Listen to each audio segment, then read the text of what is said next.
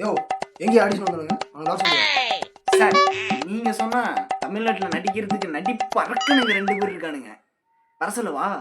அந்த ஈரமத்தில் நான் பார்த்துக்கிறேன், நீ உள்ள மட்டும் வர சொல்லு. Coming sir. வாங்க வாங்க. ஏன் பண்ணிக்கிற? இதை பண்ணுப்பா. சார் எனக்கு பேசிக்காவே நிறைய திறமைகள் இருக்குது சார். அதை எப்படி வெளியே கொண்டு வரது தெரியல. நான் தான் தமிழ்நாட்டில் நடிப்பு அரக்கன். தம்பி பேச்சில் காட்டாதப்பா, செயலில் காட்டு. சார் நிமிஷம் மட்டும். யோ அதை கொடுத்து தொலையா.